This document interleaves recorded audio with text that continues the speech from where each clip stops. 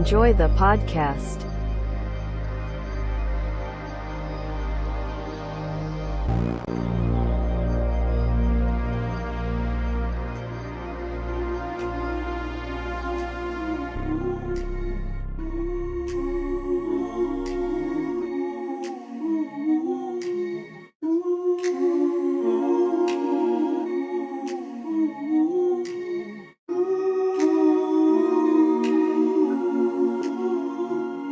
Sometimes art is prophetic, and sometimes I don't know how to offset it. The words too authentic to constantly do what I do and augment it. Y'all talk a big game, can't tell if y'all meant it. As seconds turns to minutes, the ticking will tell all. Will you hold firm or steadily fall? Will you conform with the ways of the world, or will you give the world everything that you are? Make them fuckers move around you, kinda like sound do. Break out of everything that they had you bound to. You got knocked down, ho, get ready for round two. It's round two. Get ready for round two. Come back, run rap, run laps around these cats, jump back, kiss myself, still keeping me intact. Weird and black, they for that, hold up, steer it back. Weird and black, they revere that, yup, you hear that? Turnstile, switch it up. Young nigga raised hard, he learned not to give a fuck. Young nigga came far, still never give enough. Coming with the flavor, delicious, so she lick it up. Bust down, stick it up, I put it down, so pick it up. Scud town, saviors, done some till he shift to musk. Stench so stank that the shit compare soft to us. Crud so dank, make your face much dripping, cuz club go shake when the bass gets to hitting ya. They ain't really hearing us, but they gon' feel something when the way is paved clear enough. I don't fear nothing but the fate, is God really not? Well, fuck it, got the world in my hands, and that's real enough. Fuck it, got the world in my hands, gold forms to touch. Might just spend it all one time to give it all to us. Yeah, give it all to us. Yeah. This that hip-hop body, rock, hardcore, karate, chop, neo-Nazi, nasty, not feel it in my chest. How could you wear that name? Must be automatic shame. He's an automatic lame, heard it from the best. Fresh flow, let's go, plus I got a lot of heart. It's necessary when you dabble in this art. Grab canvas, paint picture, use them acrylics, paint a picture so vivid, the people gotta feel it like the Kaaba. Lyrics bear fruit like guava, words spilling out of my brain like lava. Spills out the top of a volcano, and they know that A-Right is not the one to play no. I'm Kano in Mortal Kombat, cause the lyrics like blades. Aim it at your juggler when I'm on stage. Until you heard me spit, homie, you ain't heard rage. On another chapter, so turn a turn. Okay, got that out my system. A-Right on another planet, dog, you must have missed them. When I do it how I do it's of my own volition. Go make my destination even in the worst condition. My crew's the Blues Brothers, cause you know we on a mission. Eternity of ghosts, I make bumping in your system. I mean, banging it, and I'm still hanging it. And I got a gang of wisdom, I got a gang of rhythms, I got a lot of soul. I found the pot of gold, I'm wrapping that shit up, gon' sell it to the globe. I got some game to give them, they don't really want, but they really need it. And I want you to succeed, I want you to be free. I want you to remove every obstacle from being what you truly wanna be. I truly wanna see, and I can only lead by example. So here's a sample from me, so get up.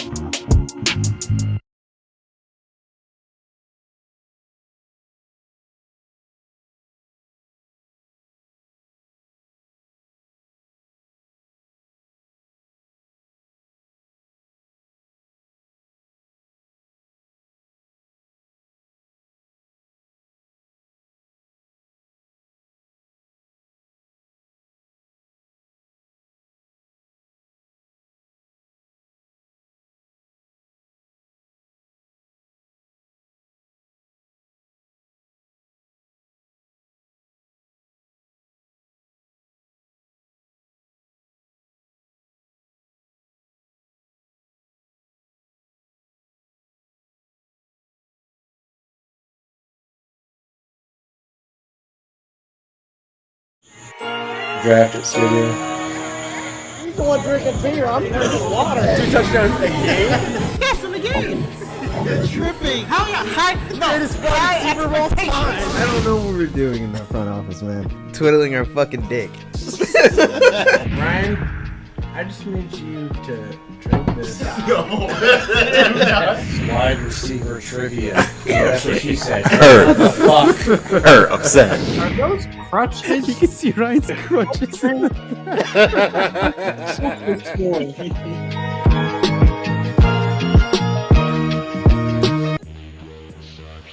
What is going on, folks? Welcome back to After Further Review. This is episode number 151. I am your co-host, Jalen Brown.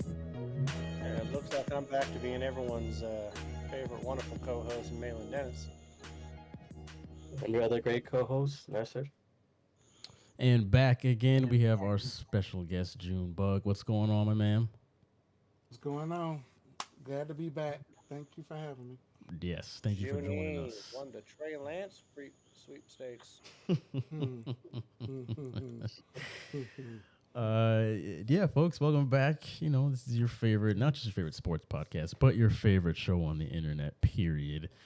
Thanks for joining us for another Wednesday night here. If you guys want to take a cheers, please do, but I didn't even have the chance to grab something to drink because I was messing with settings this whole time, so... Okay, well, I have cheers, so have fun, people. Cheers. I also forgot to get a beer. There we go.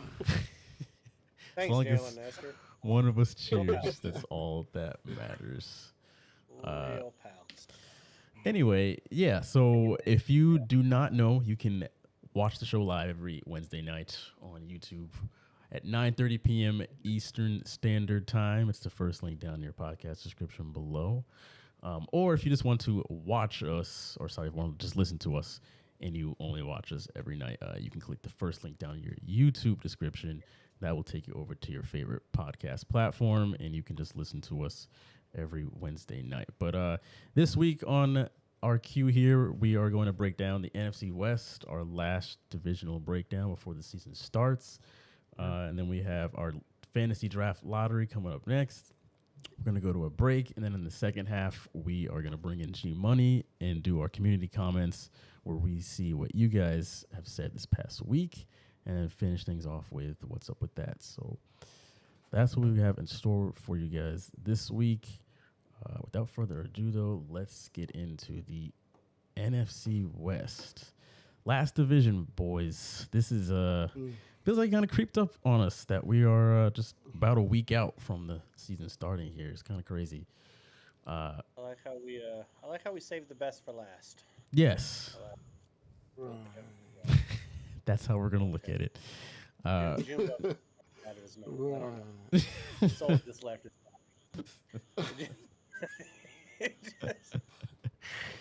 when you get over 40 years old, you just end up making noises and you don't understand why. That's what that was.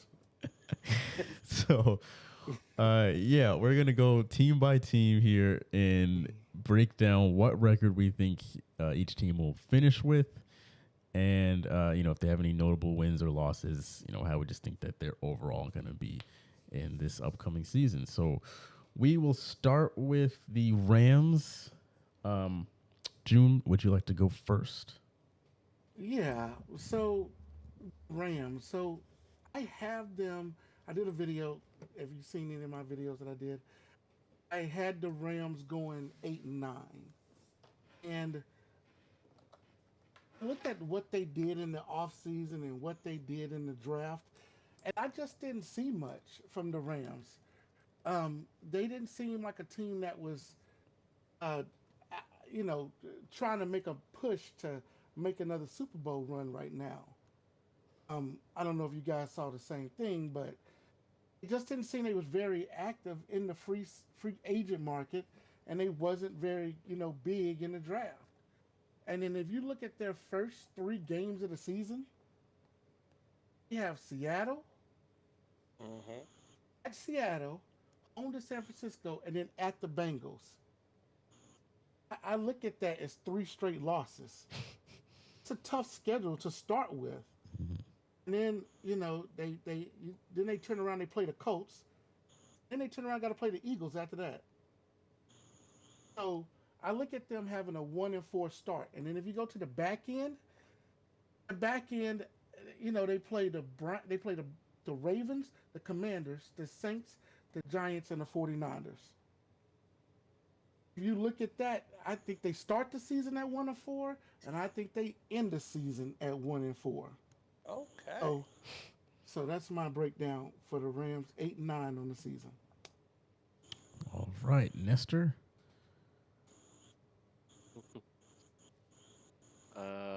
You guys are gonna love this. Let me pull up the little handy dandy schedule. 3-14 for me. I I just looking at their schedule, I can't justify that first game they're losing to Seattle. Second game, San Francisco. I mean, there is not much room to work with here. Week 4 they beat the Colts, but I do think they're gonna lose to Pittsburgh week 7. Other than that, there's not much room for them to get get more than 3 or 4 wins, in my opinion. So 3-14 for me. Uh, I think they were horrible last season. Maybe I'm confusing them with another team, but I think they were horrible last season away. You're not confusing them. Yeah, they were like 1-7 away. So yeah, I just don't see them winning more than 4 games. All right, Malin. All right. Okay, so first of all, I really love how you guys are picking Seattle to win Week 1. I love it because I really love the confidence you guys have in my squad.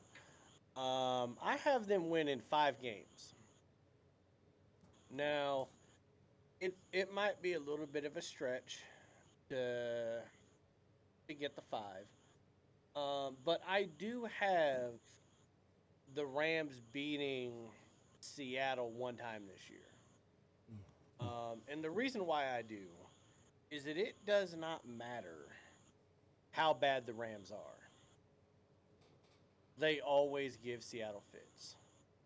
Even when Jeff Fisher, 7-9 every goddamn year, found a way to give Seattle fits. In fact, I think the last time we probably swept the Rams was the year we won the Super Bowl back in 2013, and that was even hard. We had to win off of a walk-off 80-some yard touchdown to Golden Tate waving at the defenders, and then Fitzpatrick damn near to a touchdown pass to win it on 4th and goal. And that was back in 2013. Like, they always give us fits, and so I do have us losing to the Rams in LA. I do have us winning Week 1, but I don't think it's going to be as easy as everybody thinks it's going to be. But like Junebug said, the best thing that the Rams have done is that they get Matthew Stafford back, the quarterback. And that's not really saying much because his own wife is out there doing interviews saying that he cannot connect with the younger generation of play. I'm like, first of all, woman, shut up. Like, why you got to make my life in the locker room more difficult? Right. Like, drink your wine and get your brunch, drink your mimosas, and shut the hell up. Like, what are we doing? Cam Akers is probably going to get hurt, even though I just drafted him in fantasy. Cooper Kupp has a hamstring injury. Van Jefferson is your number 2 wide receiver. That's not going to do much. Higbee is the number 2 target on that offense at tight end. Aaron Donald had a little bit of a slide last year. I think this is the first time he hasn't been in the top 10 in the NFL 100 in probably like 6 or 7 years. He had a little bit of a slide. They don't got Jalen Rams anymore, which might be an upgrade because he was kind of terrible last year, even though people are still thinking he's a great corner. I'm just not seeing a lot of talent on the first team, offense and defense. They sold their soul, giving away all those draft picks, get people in trades, signing people. They got their Super Bowl. That's great.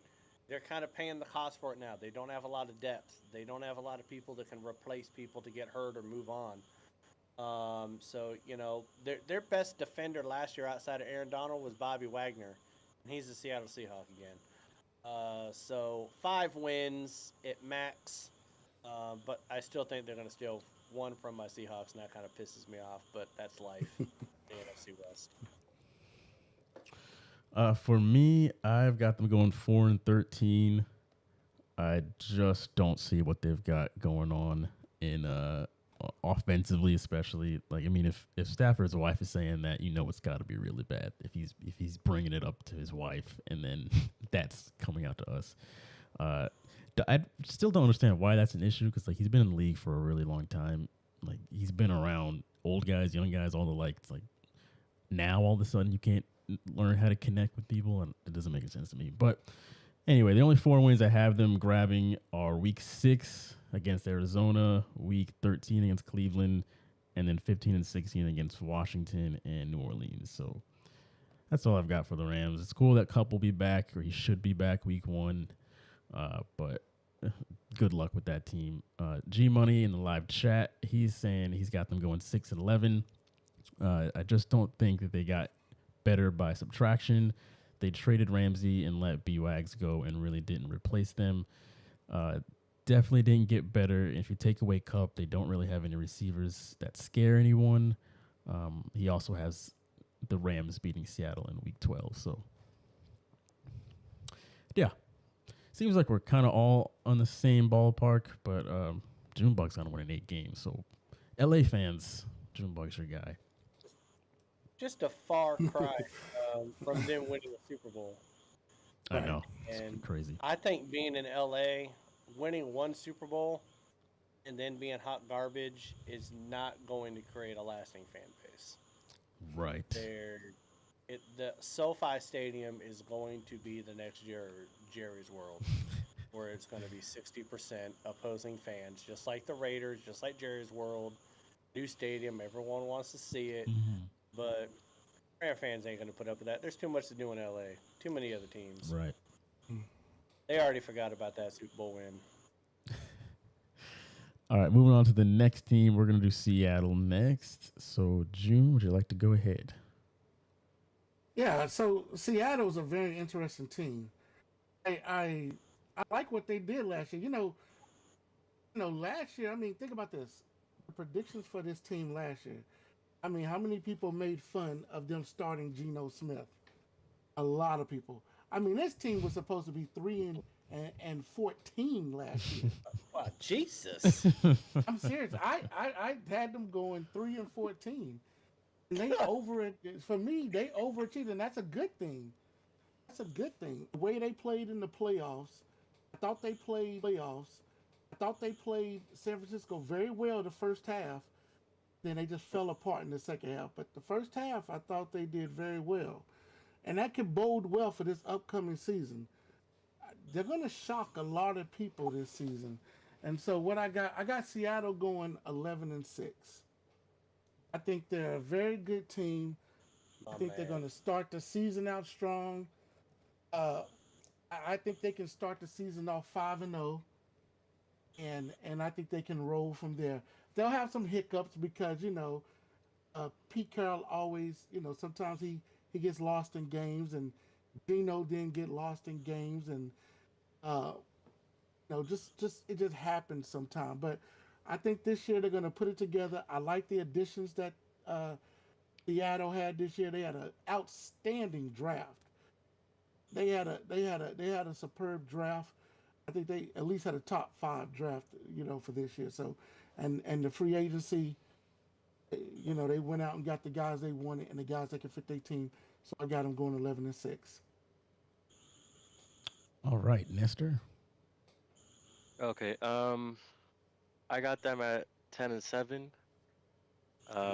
Just because I feel like that schedule is not like top 5 part of schedules, but it's still not comfortable. It's not. It's around the middle. Games like against the Bengals, week 6 they're losing. I think they will split against San Francisco. I think last year the Niners might have given them a spanking, but I do think this year it will be different. It will be different. Week 2, I think they're gonna lose to Detroit just because the season just started, and I think Detroit's gonna come in like really pumped up. I'm bullish on Detroit, so week 2 they lose, but I think after that they'll have a pretty damn good season. So yeah. All right, go ahead, Mela. Okay. I forgive you, Mister. Uh, Watch him say I, 11 and I got them going 11-6. That, that one win is a big one, Nestor. Um, no, I actually have us beating Detroit week 2. I do agree with Nesta though. It is a tough schedule. Okay. Having with the way the NFC West is, and you like people always play the division stuff is one thing. But then when you're playing the AFC North and you're playing the NFC East, those are two tough divisions to play. The NFC North is not easy. Or the AFC North is not easy. You got a few good teams in there. I mean, hell, the Steelers never seem to freaking go away. They're always right around 500, and you still got the Ravens and the Bengals on there. And in the NFC East, you know, Philly, Dallas, the Giants. I'm bullish on all three of those having good years. So you're pulling two divisions that are a little bit complicated. I do agree with Junebug and the fact that Seattle did have a very good draft. Had a very good draft. The only problem is that draft class is hurt. Witherspoon has not played all preseason, Damn. and Smith and Jigma, who I still think is probably going to end up getting votes for Rookie of the Year. He's going to miss the first 3 to 4 weeks of the year because he has a wrist injury. He had to have surgery on it after that great play. I think it was actually against Dallas. Sorry, Junebug. But it was like he's going to be phenomenal when he's healthy. He's already out there catching balls in practice, but he's going to miss a few weeks. I do like our draft at running back with Charbonnet to go with Walker. I think you got two young, really explosive backs. He was really great out of UCLA. Um, you add that with Geno Smith, another year in the offense, almost 70% completion percentage last year, and that was without a true number 3 wide receiver. The defense can only be better than what it was last year. Last year it was 27th ranked defense in the league, I believe. We got Bobby Wagner back. Adams is going to be healthy for at least 2 games. So that'll be good for those 2 games that he actually plays this year. I'm glad we paid him all that fucking money. So I'm really liking the way that our defensive backfield and our linebackers are. Jordan Brooks is coming back from injury sooner. I'm still have concerns about the offensive and defensive line. We got some studs on there, but they're not playing very cohesive right now. You win or lose ball games. You're a playoff team, or you're on the outside looking in, based on the interior. And those are the 2 groups that kind of scare me a little bit right now. Skill positions, we can match up with anybody in the league, I believe. But we need the offensive line, the defensive line to play a lot better. I still think that San Francisco is more talented, but we'll see what can happen. But I'm going 11-6, a couple wins better than what they were last year. I see this squad being like the 2012 Seahawks. They'll take one more step before they're really ready for like a title run. But I think after this year, the last couple draft classes we had, I think you're going to see Seattle in the Super Bowl at some point in the next few years. Might not be this year. Okay. I am the most bullish on the Seahawks then because I have them win 14 games. The only 3 games I have them losing are to Cincinnati in week 6, Baltimore in week 9, and San Francisco in week 14. But like you said, Malin, defensively, they can kind of only get better. Offensively, though, that running game that you guys have between Walker and Charbonnet, I think that's going to be really, really beneficial for Geno because both of them being as young as they are, it's going to take a lot of the pressure off of him and just open up the passing game a bit more when they need to. And I think they're just going to have a really, really explosive offense as they currently are constructed. Yeah, they do have some defensive or offensive issues that are going on, but luckily none of them seem too serious to the point where people are going to be out the whole year. And the first month of the schedule, L.A., Detroit, Carolina, New York. All four of those games, I have you guys winning all four of those, even without those guys. And then you got a bye week, so I'm hoping by the time that week 6 comes around for Cincinnati, a lot of those guys should be back. So I don't think the injuries will be too much of a game changer there. But yeah, I've got them winning 14 games and winning the division, being easily one of the best teams in the NFL. The only other teams I have winning 14 games are Cincinnati and Kansas City. So in my opinion, Seattle will be a top 3 team in the NFL this year. If I was in the studio right now, I'd be reaching over and giving you a kiss. Maybe it's best you're not here then. A big old wet sloppy kiss. G Money. You hear that, Esther? Some people got faith in the Seahawks.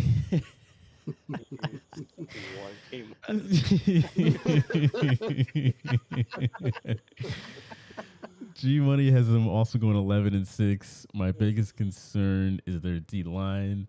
If they can't stop the run, they will have problems. But I like what they did in the draft and free agency.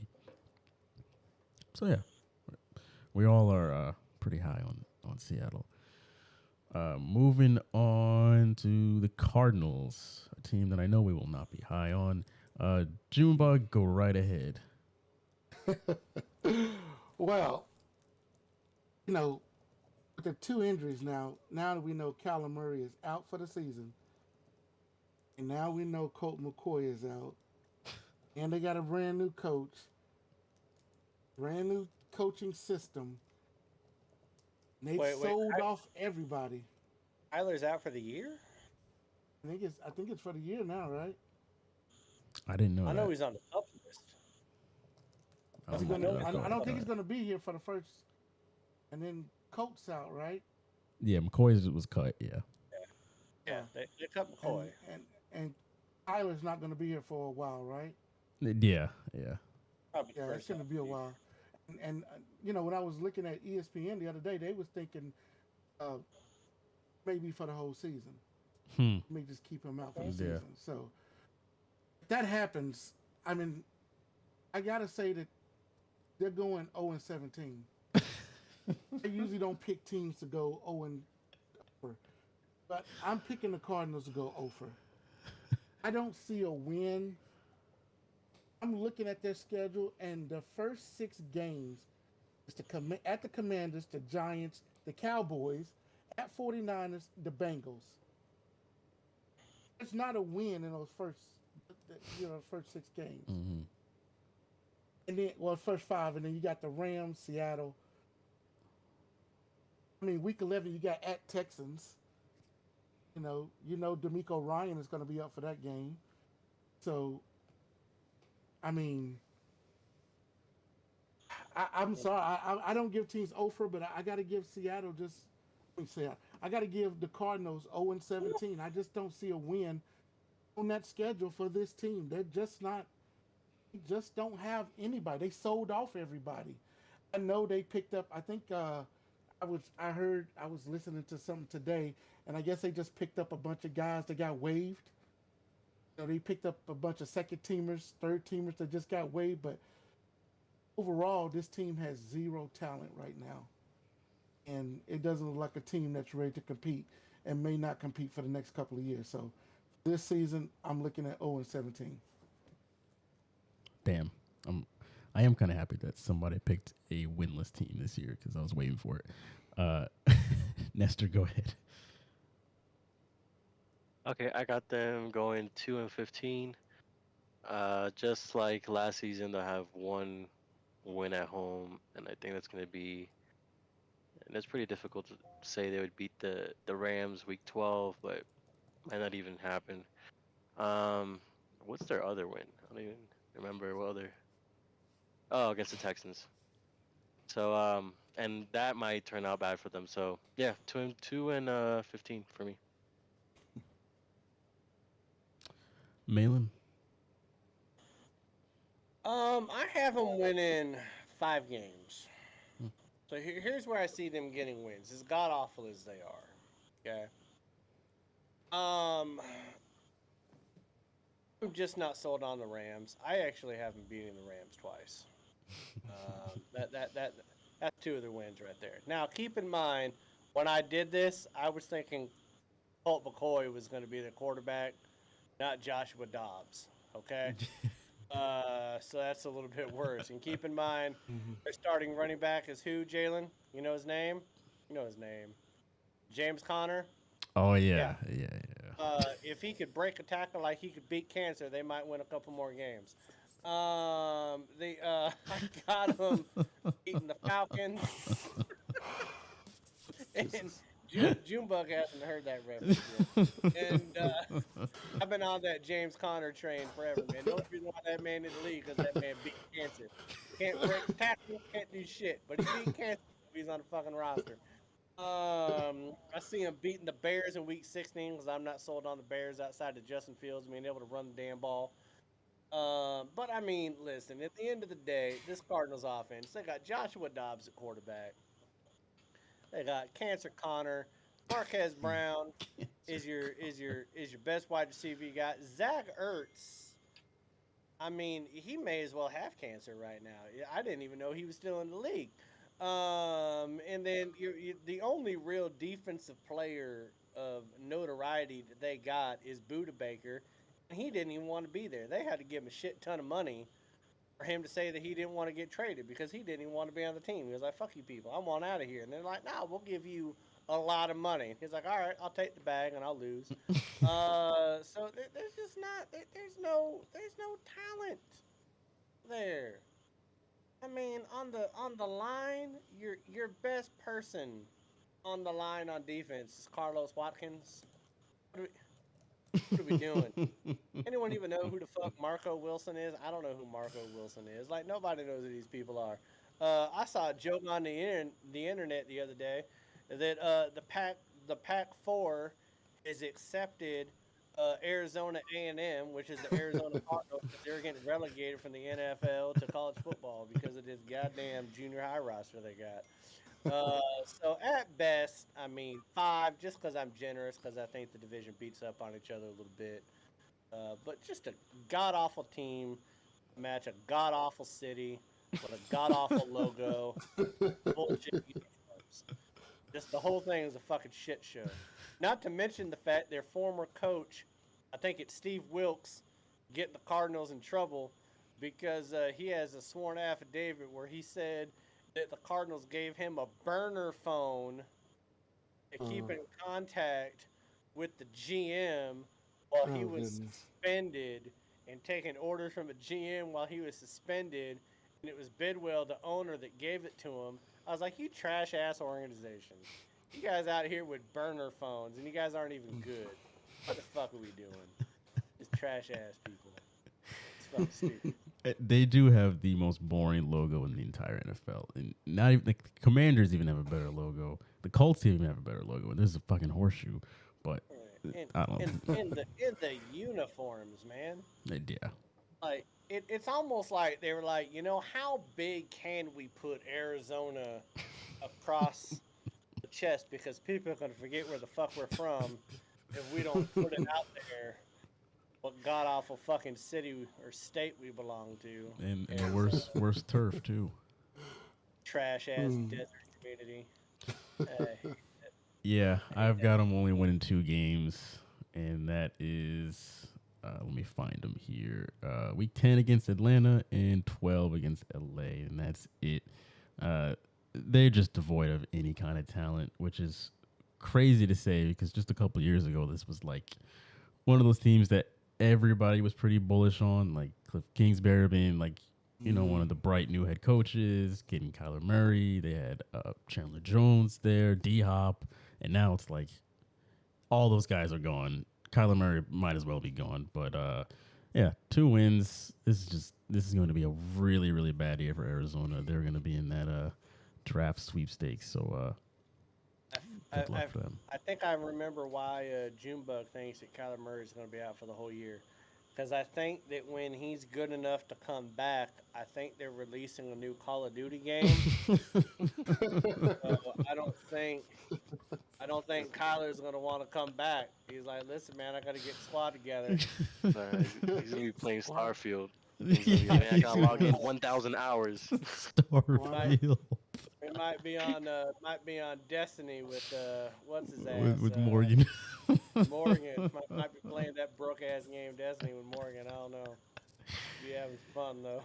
G Money says I have Arizona one Hey, in 16. Their only win comes in week 12, beating the Rams. The Cards are that hot girl that did too many tequila shots and puked all over herself and is buried in the toilet. The, the Cardinals are that hot girl that decided to pass herself around and get some dried up meat, and at 40 years old wants to settle down. Like that's that's the Cardinals. that's Um, yeah, yeah. I, I would just like to point out that I think I talked the most shit about the Cardinals on this segment, but I have them winning the most games. He broke down This is their true. entire roster and how bad it was, and you And said, "Oh, and they're gonna win 5 games." I'm like, I still gave them 5 games. I "Oh talked the man, most shit, gave them the most wins. That's crazy. oh my god." Yeah, let's Great, move on that's great. to San Francisco to round things out. Nestor should be right back, but let's do San Francisco. Junebug, you can go ahead. Okay, so I saw before I get started, there was a rumor. Have you seen the rumor about Nick Bosa being traded? What? I have seen that. I have seen the You seen rumor that that he to is the requesting a Jaguars? trade. Yeah, Yep. He is requesting a trade, and that might actually happen. Hmm. and it may happen. It may be the Jaguars, may be the team. And Jeez. for me, if they trade Nick Bosa, that's like trading Micah Parsons, from Dallas, your best defensive player. Hmm. So I'm going to make this prediction, but I'm going to make it with an asterisk on it if they trade Nick Bosa. So I'm going to give the San Francisco 49ers a 12-5 season. Uh, Mm-mm. and and that's just based upon the way their schedule is set up. You know, I think for some reason they got a pretty light schedule. Be a team that made the playoffs last year. Got a pretty team schedule. So I think if they get through that schedule, I think could really run the gambit. But the couple of things I want to talk about with San Francisco is this: a lot of teams are going to have Brock Purdy's number. Hmm. Brock Purdy's going to be his first season playing with a full schedule. That's going to be, you know, can he do it? Can he make it a full season? And number two about Brock Purdy is that elbow really healed all the way that he's going to be able to make it a full season. And also, how is San Francisco's defense going to be without having D'Amico Ryan?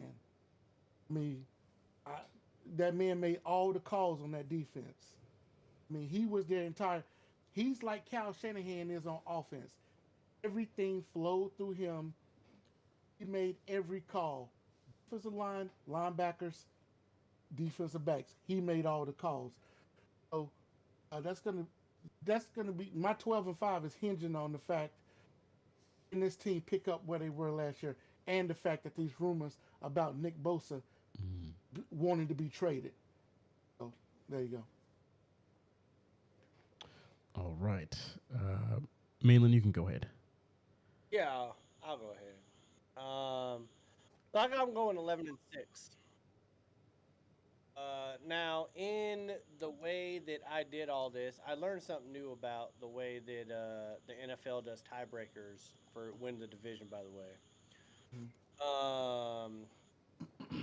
because in the way I did it, the 49ers win the division at 11-6. Now I know I also had the Seahawks going 11-6.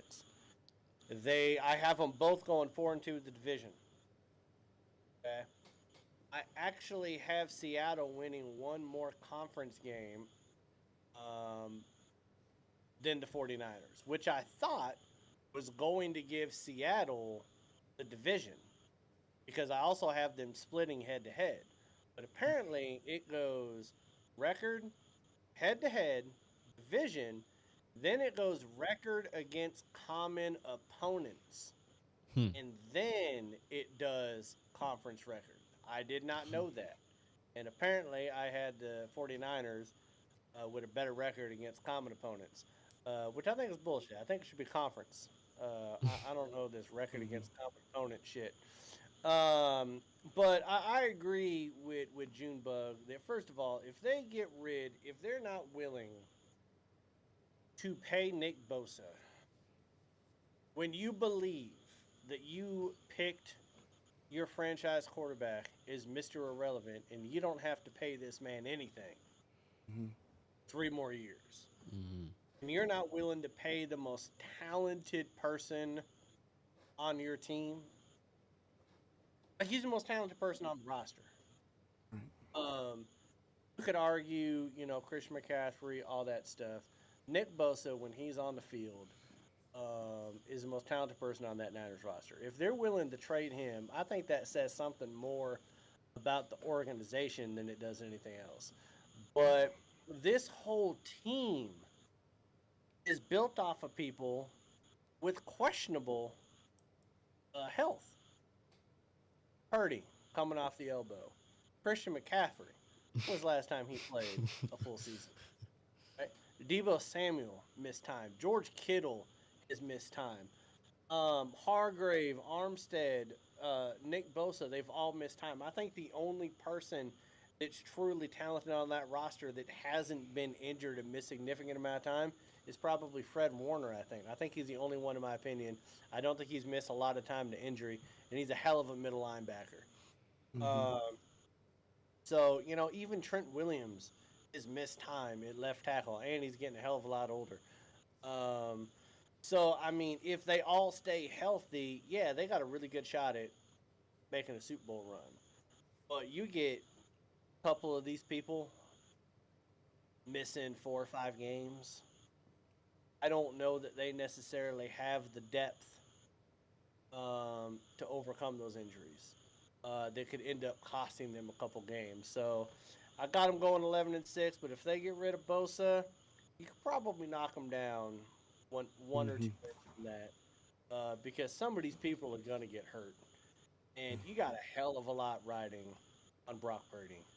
I mean, he bet the way that they bungled the Trey Lance trade, Yeah. or just the trade, the drafting, what they gave up, everything. He better pan out for that team. Otherwise, they are going to waste, in my opinion, an all-time great defense for the second time in the last 13 years. They already did it with Willis and Brooks and all them. That defense back in the early 2010s was amazing, and they fucked that up with Kaepernick and Harbaugh. Well, they about to do it again. They got like a 2-year window, and after that, they're not going to be able to pay all these people. So if they really want to cash in on all this draft they've done the last few years, they better stay healthy and keep Bosa, dumbasses. Nestor, you can go ahead. I got them at 13-4, which I think could go one game less. I'm looking at their schedule. I think they got some really good offensive weapons. I feel like if anybody gets injured, somebody else can step in. I think they just have a lot of even though they don't have a lot of depth, they have a lot of offensive weapons.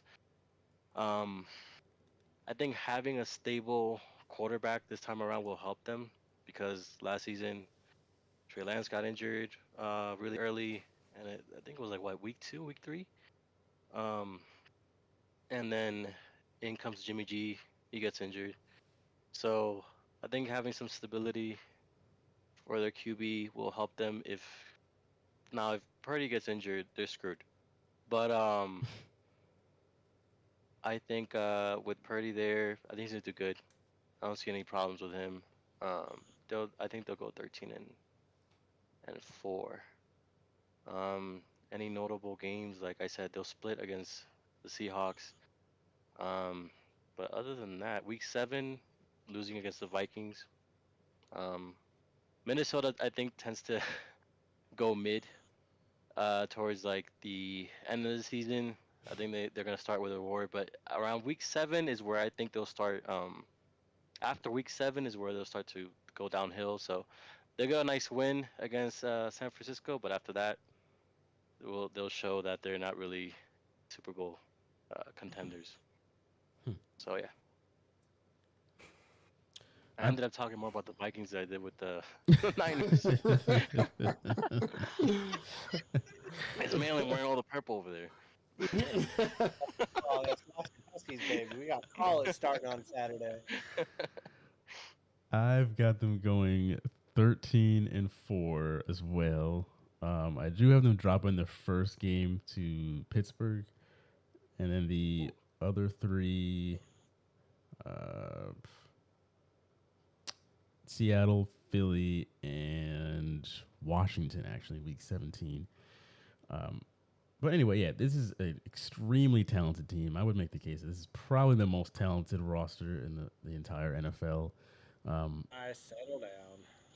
However, they do have a lot of injury-prone players, but I think they're talented enough to kind of compensate for those injuries.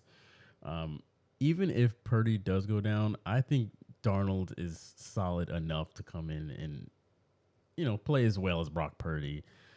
So I'm not too worried about if Purdy goes down. C-Mac, I mean, we'll see. But Bosa is the catalyst. If he leaves, they are in some trouble. I feel like they can kind of patch stuff almost everywhere else, but he's the anchor of that defense. You cannot afford to lose him. I mean, if you're the 49ers, you just whatever he wants. Give him a blank check. You've got to keep him. There's no reason that you let him go because of money. So, yeah, I've got him only losing, 4 games, being second in the division. Let's see. G Money, he says he has the 49ers going 14-3. That was before the Nick Bosa thing. Kyle Shanahan is the QB whisperer, even though he gets all the quarterbacks hurt. He does seem to get the most out of what he has. I think Bosa's contract comes down to guaranteed money in years. It has been said that Bosa is looking for a contract that will pay him $30 million plus a year. Wow. Well, you better get out that checkbook. That's all I got to say. Yeah, so 14-3 from G Money. Yeah, I think that will do it for the NFC West. Those are all of our record predictions, folks. Another kind of off season in the books there. Next week, we're going to be going a lot more into kind of like who we think is coming out of the AFC, who's coming out of the NFC, MVP predictions, the kind of bigger predictions for the season as a whole. That's what's coming up next week. But yeah, we will leave so that we're doing there. We're doing Super Bowl predictions next week. Right. All right. Yes. Or we the Chiefs and the Lions. That fucking game. Let's get into the draft lottery, folks. So this is where we're going to find out what the first round of our draft looks like. I am going to share my screen here, and this is going to work flawlessly, of course. All right, so let me put this I want there. to see what pick Nestor gets to fuck up his draft. Give me 1 second, folks, as I rearrange everybody's screen here so we can see everything. We have I think it's a 14-person league this year. We had 16 last year, and it was a bit much. Sometimes less is more. Yeah, it was a bit much, so we've cut down a bit. And so obviously, we're all in it. There's a few friends of the show that we have in here. Yeah, people that have, some that have been on the show before, some that have not. Let me just add in the wheel here. Now, for those that are new, Shaq won our league last year, and of course he's not here. Bubble. Bubble win. Who I went came like in 14-3 and lost in the championship game to that bastard. That is the worst. You know what's crazy? It was Oh, that one Cowboys game. Because I would have beat him, and he would have never.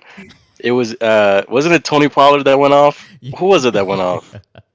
was it Yeah, Minnesota? The Minnesota game? Yeah, yep. yeah. When they did not Yeah, ballistic, yeah. yeah. My God. Tony Pollard probably had like 200 points in fantasy. Yeah. Man went off for no reason. So the way this will work is I'm going to spin the wheel here. Discord is pausing this to save. Okay, should be able to see it now. I'm going to spin the wheel. We're going to do this in reverse order. So if the first person picked is the last pick, Damn. the last person Okay. on the wheel is the first pick in the draft. We do a snake draft, right? Right. Okay. So you get the last pick in the first round, first pick, second round. Correct. Yeah, I've got everybody's name in here. Just want to make sure that we're good to go. I'm going to shuffle this. Whoever gets first is last. Whoever's name it falls on first is the last pick in the first round. Oh God. Is there something up on the screen that we're supposed to be seeing, Jalen? Yeah, you guys should be Yeah, you able got to see to click the watch straight. the wheel. On Discord, there should be a second, like you should be able to click on my screen and then see the wheel. Okay, hold on. On the other one, though. If I do this, can you guys still see the wheel? Okay, here we go. Yeah. Mm-hmm. Okay. All right. Let's see who has the last pick. Let's spin the. All right, roll that beautiful bean footage. Oh, it's Evan. Almost G Money. We got a winner. Evan has the 14th pick in the 2023 AFR Woo. draft. Let's go number 13. This is when you do not. Mal Nestor. Please don't. Yes. Yes. Jordan, pick number 13. All right, Jordan. All right, who is pick number 12? Within 5, I'm good. Please, within 5. There you go. Ooh. Eli is kicking himself right now. I don't even know who the fuck Eli is. Eli Apple. Eli Apple. Oh, broke ass. His ex-girlfriend wants him dead. Oh, Pick number 11, G. Who is G? My neighbor. He's going to be playing with us. Oh, is he a Chiefs fan? Yes. Okay. I hope he loses every damn game. He's brand new to fantasy, by the way. This is his first time playing. Is he going to be there live with us in the draft? He should be. Okay. I mean, your neighbors. Right. Pick number 10. Oh, that's going to be June. Oh, we got June at 10. June. terrible pick. Oh. 9 left, folks. Leave me alone. Oh. I don't even know who his aunt is. Azan gets pick number 9. Who the hell is Azan? It's one of Evan's friends. He played with us last year. Oh, okay. Probably wasn't very good. And I don't want 8 or 7 because then when the snake draft hits, oh my God. Are you kidding me? There he is.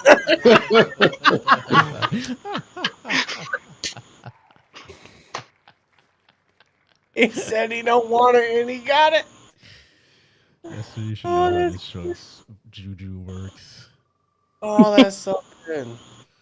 Pick number 7. Yes. Jack. Oh, no. What? Wow. By a razor's edge. Wow. Wow. That's like a shack of clips right there, hiding the moon. That Jack's is- gravitational forces of his head just moving. Damn. All right, pick number 6. Well, that's gonna be me. Oh, All right, I'll take pick 6. all right. Getting down top 5 here. Oh, that's gonna be Shaq. All right, Shaq is pick number 5. Still in it. G Money and I are still in here. Oh.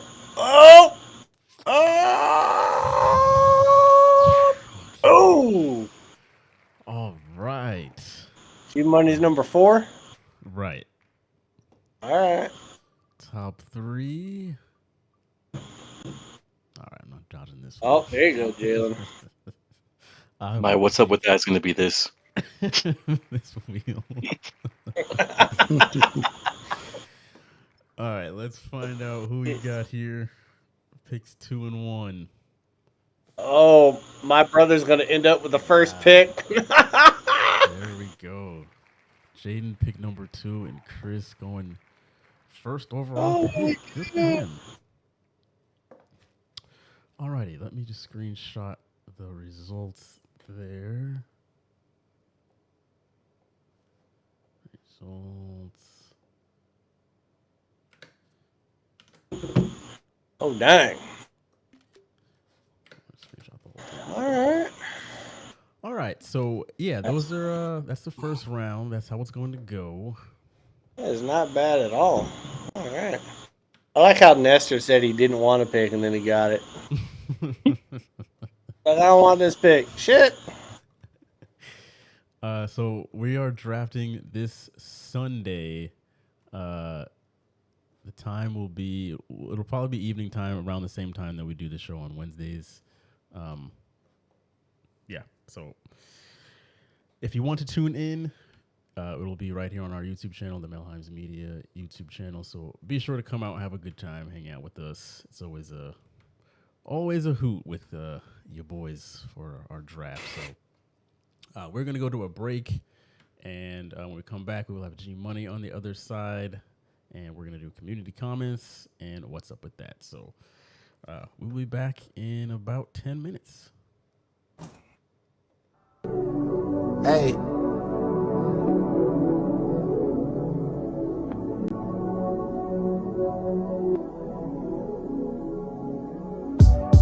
Yeah.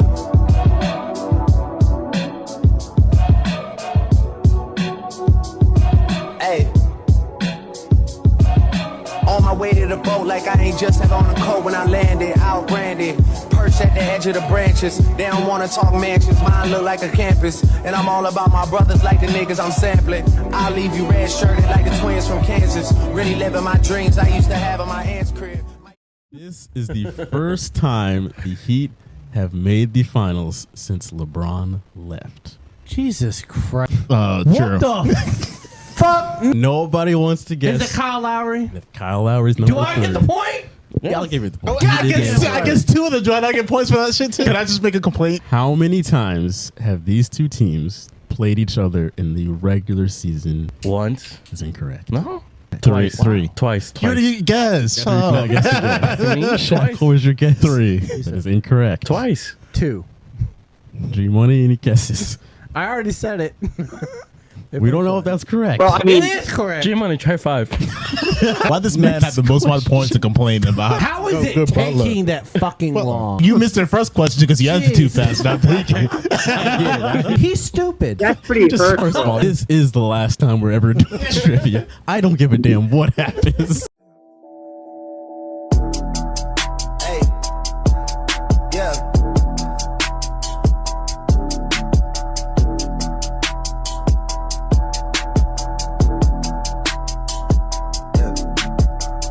Trendsetter, band frame getter. With whatever.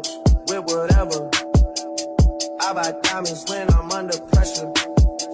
When I apply, shit don't ever let up. Yeah. Look, I'm in the cut, the boy in the cut. Jump in the whip with a ceiling go up, be up. All of this grinding for what? It's funny when you niggas thought it was luck. So who is that? All right, he's Lance Spider Mitchell. You gotta put on the top. Oh, got somebody good. Ooh, Steph Curry. Okay. Ooh, that feels bad. There's Darren Fox. Thank you. Damn. Is that gonna fall the moment he gets it out? Oh my god. How am I supposed to even turn this now? By the way, the person who knocks it over, your lineup doesn't even count. He took Zion. Listen, that's the best I can do, people. Can't be alright. Jared Allen, you're coming home with me, friend. Mr. IG Live himself. Oh, the shooter. Oh, Jesus. That was hard in the Bulls' fault to get Zach LaVine. Did you know AFR is also on Spotify and Apple Podcasts? Click the first link in the description below to listen to the most recent episode of the show. If Miami can maintain their momentum and find a way to beat the Bucks in this series, you will be seeing us in the final. There is no question, ifs, ands, or buts about it, so be prepared to see us. And the Miami Heat become the 6th in NBA history to win as an 8th seed in the first round. Game wants his ring, and he's gonna get it, and he's like, fuck him. He's gotta play lights out. He's gonna come out there and play lights out. Butler's gonna put the whole load on his shoulders, and I say he wins game 1. Great momentum. That's how you start a series. All 3 of the previous series, they were the underdog. All 3 of those series, they won game 1. Denver's 9-0 at home in the playoffs. They take game 1. Game 3 of the NBA Finals. The Denver Nuggets win their 4th straight road game in these playoffs and regain home court advantage. Game 4 of the NBA Finals.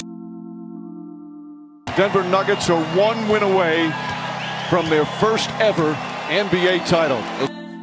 Game 5 of the NBA Finals. Murray falling away. Rebound, Brown banks it home. Bruce Brown puts the Nuggets back up by 1. Jimmy Butler on the drive, gets inside, stops. Stolen by Caldwell Pope. And a foul. 2 clutch free throws from Contavious Caldwell Pope. It's over. At last, the long wait is over. After 47 years, the Denver Nuggets can finally call themselves NBA champions. Yeah.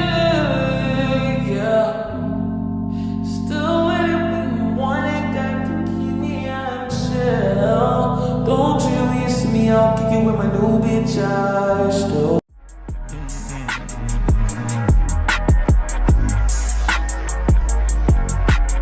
Yep, in my white tee, yeah, call up Mike Williams for the hype, please. They gon' wipe you before you wipe me. My boxes of checks, not my Nikes. Cactus, not no iced tea. Got them bamboozled like a Spike Lee. You need more than Google just to find me. I just call a beta, get a hyphy. Incredible, general. I just got the label just to sign me. Me and Chase connected like we signed me. What are your expectations for your own team this NFL season? As a New England Patriots fan, my expectations are just to simply make the damn playoffs and look formidable. We've only made the playoffs once since Tom Brady left us in these past few years, and when we got there, we got absolutely annihilated. So my expectation is like, hey, let's just get back to the playoffs and just put up a solid fight. I'm not expecting us to win a playoff game, and that would be great. But as long as we just, put up a good fight, have a good game, that's my expectation this year for my New England Patriots. But let us know down in the comments below. Name your team and then give us your expectation. Is it just to make the playoffs? Is it to get 1 playoff win, 2 playoff wins, make it to the Super Bowl, win a Super Bowl if you're a Chiefs fan? Maybe it's a lot simpler just to have a above 500 record, depending on your team. Everybody has different expectations, so let's hear what yours is. Let us know down in the comments below. So which team is going to be the dark horse in the AFC? I think it's going to be Baltimore. I feel with Lamar Jackson healthy, OBJ rookie Zay Flowers and Todd Lincoln, I think they're going to get that defensive passing game going. But who do you guys think is going to be the dark horse in the AFC? Will the Chiefs make their 6th consecutive AFC championship? I don't see how they can't do it. I think they're still the most complete team in the AFC. Maybe not necessarily the most talented, but I think that they have the best quarterback. I think they have the best tight end, and I think they definitely have the best coach. And the only team that I think that has been able to really challenge them has been the Bengals. So if it's Bengals and everybody else, I got to think that the Chiefs are going to be one of the final 2 teams in the AFC again. I guess the bigger question is, are they going to host their 6th consecutive AFC championship at home? They might as well just rename the AFC championship game the Lamar Hunt game, for God's sakes. Anyways, what do you guys think? Chiefs going to make it 6 in a row? Let us know in the comments. Who do you guys think is going to be winning the AFC West in 2023? I cannot see a situation where the Chiefs do not win this division again.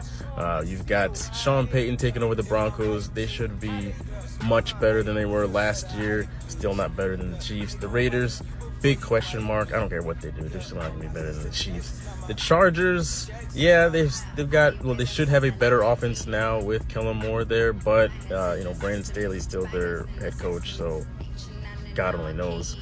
Yeah, I still think it's the Chiefs' division to lose. So who do you guys think is winning the AFC West in 2023? If you say anybody but the Chiefs, you're probably incorrect.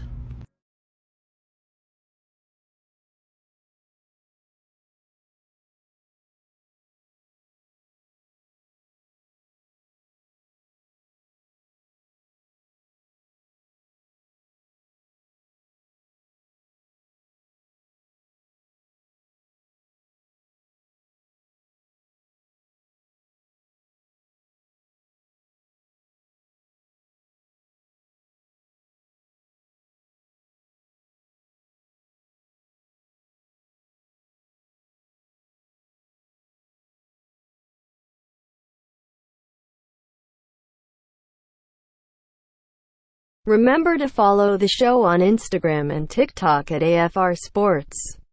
That's it, AFR Sports. Now back to the show with your hosts Jalen, Shaquille, and Malin.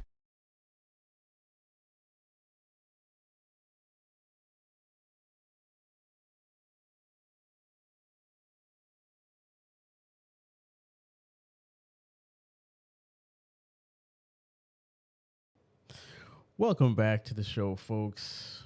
Welcome back to your favorite show on the internet.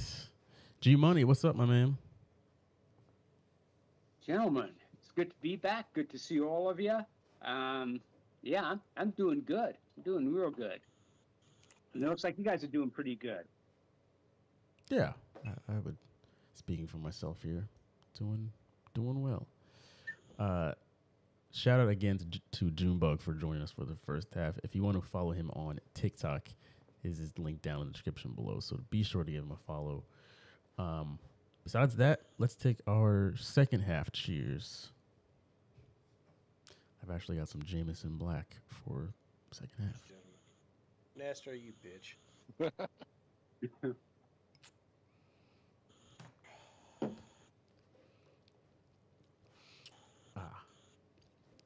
All right.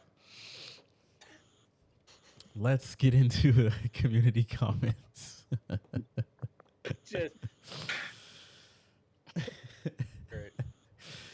So we have just 2 videos to look at the comments for this week. One is a doozy. We'll start with Nestor's video where he asked who was going to be starting for the 49ers. Now, granted, this was kind of a redo because right after he made the video, Trey Lance was traded. So, with that being said, let's see here. I got to go to TikTok, my bad. So the folks on TikTok, after the trade, it wasn't even a question who was starting. Drayden says, of course, Brock Purdy. That's a new one. I know, that's a very Drayden. Junebug said the question is, can he handle the pressure? He's not a backup. He's a starter. Will he be able to play a full season? Which, at this point, now that Trey Lance is gone, that is the better question: is will he last a full season? What do you guys think about that? Yeah, I was about to say. I think the better question is who's going to be starting at the end of the year? Is it going to be Sam Darnold or Purdy? And I think that could be twofold. It's whether or not he gets injured. Like Junebug said, I mean, there was a lot of people that were questioning whether or not he was going to be back from that elbow injury for week 1. Now he's passed with flying colors so far. He hasn't gone through through 4 quarters of contact, and he hasn't done it for multiple games. And I know they were 8-0 last year, but now you got 8 games of tape and defenses. They can scheme against you. And so is he going to be able to continue to run that Shanahan offense the way he was last year? I mean, it was the number 1 scoring offense for those 8 weeks when he was playing ball. Or is he going to have a sophomore slump? And with the roster that they have, if he has a little bit of a sophomore slump, like, how long is that leash? How long until they pull that leash and put Sam Darnold in? Like, how many bad games does Purdy get before they get antsy knowing the roster they have? And so I still think, even though Purdy's the unquestioned starter right now, I still think you got a lot of questions about the quarterback position, which is weird because, like we've said, it's one of the more talented rosters in the NFL. Yeah, San Francisco's going to be very interesting when it comes to who finishes that season. Going into the playoffs is going to be very interesting. Who's there? But let's move into the clip that I posted from last week when TD was on the show, and he was making the case that Daniel Jones is going to win MVP this year.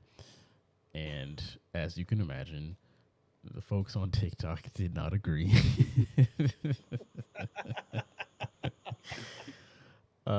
We have Ferris Cat or Morgan. He just leaved it at simply fuck no. Taco Tuesday. This guy doesn't even believe that. Someone just put, huh? Joey says most QBs that get paid end up trash. Y'all are delusional. These nuts says you must be new to football.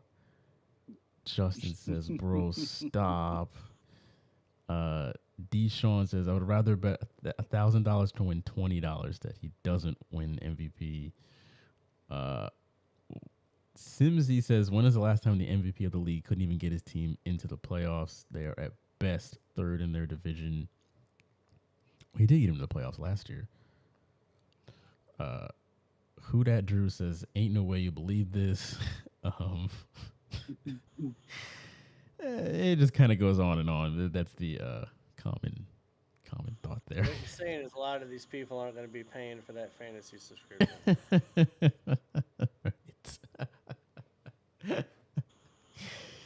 Daniel Jones winning MVP. I don't think that. Could he have a very good year? Yes, but I don't know. Ceiling to me is maybe he can sneak into the top 10 quarterbacks this year. How do you guys think that Daniel Jones will perform? I think if Saquon Barkley stays healthy, he'll do fine. Not going to be MVP quality, but he'll do fine. He'll do a little better than he did last year, and they could see themselves in the playoffs. If Saquon Barkley goes down, Daniel Jones is not carrying them to the playoffs. It's just not happening. He needs either a complimentary running back to help him, or 2 more receivers they've got tight end, they've got Waller, but needs a lot more help because right now his game is not at that level where he can carry a team into the playoffs by himself. I think that Brian Daboll can get him into the MVP discussion if he has a great year. I mean, let's not forget we did talk about this last week. This is the same guy that took Josh Allen. Everybody seems to forget that Josh Allen was an under 60% completion percentage thrower, 78 quarterback rating. Brian Daboll comes in there, runs that offense for a couple years, and he's in like the MVP conversation. Uh, one crazy Mahomes drive away from meeting Cincinnati in the AFC Championship game, and I actually think that Buffalo beat Cincinnati if that were going to be the case, and they probably had a really good shot at beating the Rams in that Super Bowl. If he can turn the career of Josh Allen around from Wyoming, why can't he turn the career around of Daniel Jones, who played at Duke? Was it Duke? Looks like a Duke guy. Yeah. So I think he can put him in the MVP conversation, but winning it, that's that's a that's a tough order, man. There's a lot of other I mean, we all know the MVP award is a quarterback award now. Anyways, I think the last person not a quarterback to win it was Adrian Peterson back in 2012. But yeah, conversation maybe. Winning it, that's a stretch. Yeah. Well, folks, that is community comments. We are again at AFR Sports, the big banner right above us, TikTok and Instagram. So be sure to follow us and give us your thoughts throughout the week on the videos that we post. As we come up on the season here, you'll actually be able to comment on specific games here instead of just the hypotheticals. But with that being said, let's go into what's up with that for the week. So if you're new to the show, this is where we air out our grievances in the world of sports from this past week. What's been bothering us? So Nestor, would you like to go first, sir? Yes. So Noah Lyles, I mean, I think we all heard about this. He made a comment, which I think was pretty like. It was a little weird that he made that comment so in such a flamboyant way. He was just like, the way he said it, it was kind of cringe. But he said that you shouldn't call yourselves world champions when you win the NBA title or any title in the U.S. Which logically, some people were like, and it's understandable. They're like, well, it's literally like the best league in the world by far. It's not even by like a little. It's just by a lot. Um, but I did not expect to see all these NBA stars up in arms on Instagram talking about just the things they were saying.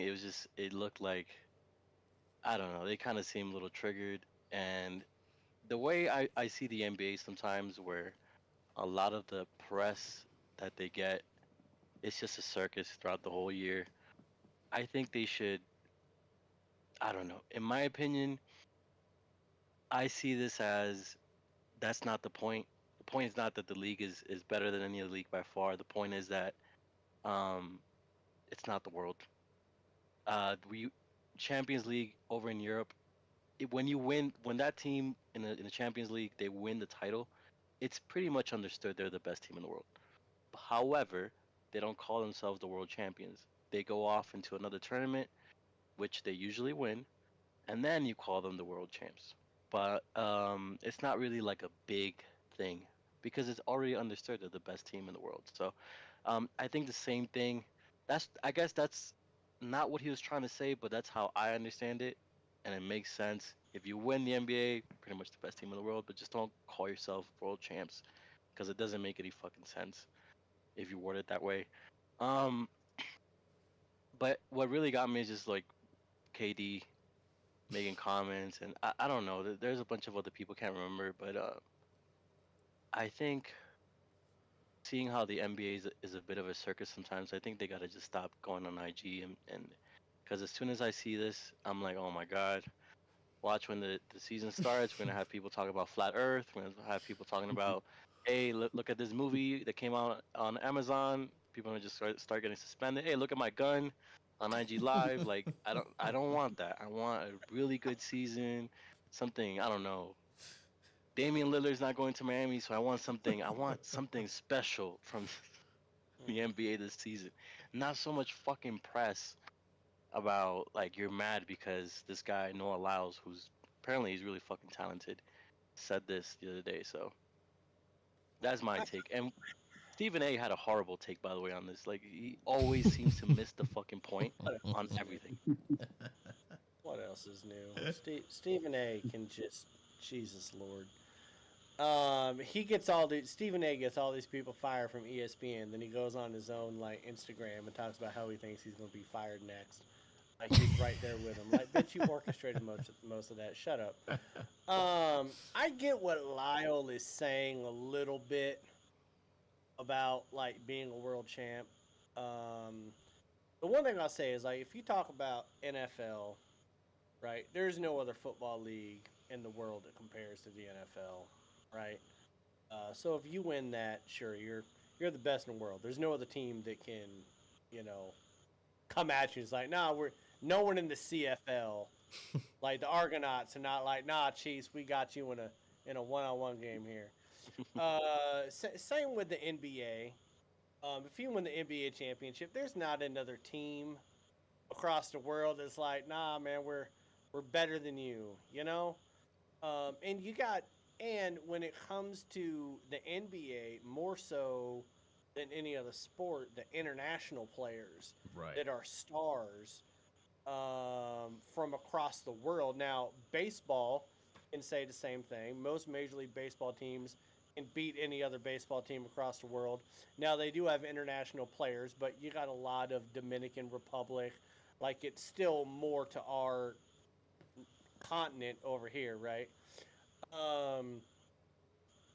The only thing that I would, if Lyle was like, if the MLS, whoever wins the MLS Cup, if they gave themselves rings saying world champs, then you'd be like, all right, well, that's a bunch of Trumpers with American flags just sticking their chest out, drinking Busch Light.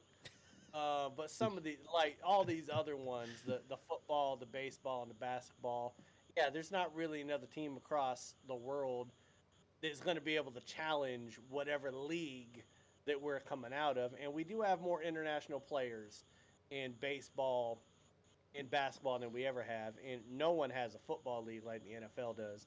But I do get what he's saying a little bit about it. And I do think that Nestor's right. I think the NBA players, I mean, I don't understand why everyone in this league is so into their feelings and they're so easily offended and they're so easily hurt. It's like you guys are the most recognizable stars almost in the world outside of international football players because you're not wearing hats, you're not wearing helmets. You're played all across the world. Your games broadcast all across the world at all times. People see all your faces. But you guys are so goddamn emotional. Like you get paid almost more than anybody else. Like why are you so insensitive? I don't understand, or I don't understand why they're so sensitive. Their feelings get hurt. Like I think that Kevin Durant could stub his toe right now. And I still think that what Lyle said hurt him more than if he just stubbed his toe and broke a nail. Like it's just it's crazy. It looked like a TikTok comment section. Like he said, KD said somebody helped his brother. Somebody help your knees. Like hopefully you finish the season. Help you grow some calf muscles, Kevin. Like goddamn. So I don't know. I get it a little bit, but it's just they're so sensitive. Bam Adebayo said, "Lord, is somebody going to tell him? Tell him what? You're going to lose the season. You're not going to be like. Yeah. You guys are screwed. You should focus on your game." It's funny because this article says Damian Lillard, who still wishes to be traded, You kept it simple by saying the fuck. TF. Wow, that's Yeah, I agree with you guys. Yes, he has a like. I see what he is saying, and technically, sure, he's right. But I don't see why all these dudes had to respond. It's just kind of like, oh, okay. I could see how he would say that. All right, I'm gonna go jump in my $1 million hot tub. Like, what? What do you care? What does it? What does it matter to you? Like, Nobody else from another league is saying anything. right? Like, It's only NBA players, and if they all shut up, everybody on ESPN would like, all right, Lyle, like we Right. get it, you run fast, right. but no, like the NBA has to be all butthurt, and they got to come out and say all this stuff. Like maybe don't get third place in the Olympics a couple times over the last 30 years. Maybe don't. You know what I mean? Like you want to be the best in the world, yet our Olympic team is not winning the gold every goddamn year in the Olympics. So I don't know. I know G Money wants to say something though. He's gearing up. He's ready for it. You know, I mean, the NBA is the best basketball league in the world. However, it doesn't just because you win the NBA championship doesn't make you world champs. You want to be world champs, then beat the champs of the Euro League, beat the champs of the Asian League, beat the. Oh my God, I'm gonna say this, and I don't know if any of you knew this, but Saudi Arabia actually has a basketball league. Beat the Saudi, yeah, they do. Which probably in about 5 years I'll be rating the NBA for players. But no, I mean, but do that. I mean, you win the NBA championship, go play these teams that won their championships. And then you can say, hey, not only are we NBA champs, but we're world champs. And quite frankly, everybody knows the NBA is the best league in the world. It's like people know the Premier League is the best football league in the world. But the Premier League champs don't say that they're world champs when they win the Premier League. No, they go play the Champions League and then land up losing to freaking Barcelona or someone, PSG or fucking Inter Milan. But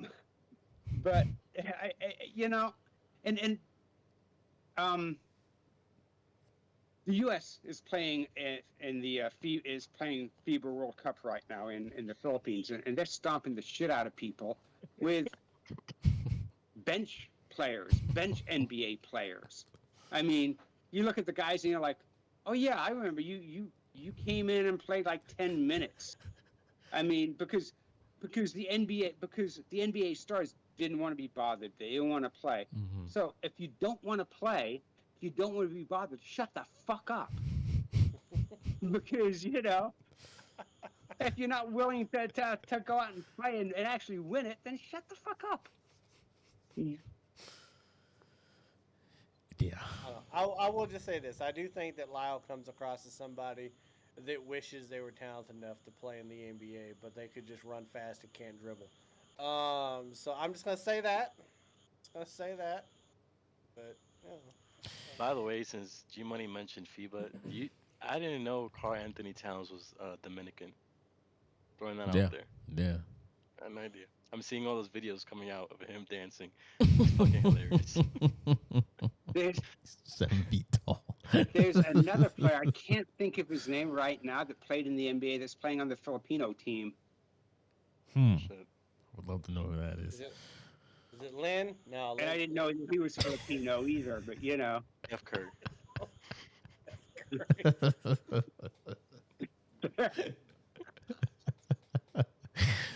Okay. I don't. Oh, that was Nestor's. That's right. G Money, go ahead. Okay, so I got two, both dealing with the NFL. One dealing with our favorite team, the Arizona Cardinals. Jonathan Gannon, the head coach of the Cardinals, came out and said, I'm not going to say who my starting quarterback is for this upcoming game against the Commanders because I want to have an offensive. I want to have an advantage. I'm like, dude, seriously, there is no advantage for you. And guess what? The Commanders don't fucking care who your sorry ass quarterback is going to be. They know who it's not going to be. And then, kind of funny that Ron Rivera goes, you know what? Jonathan, hold my beer. I don't even know who my quarterback is. I have no clue who he is.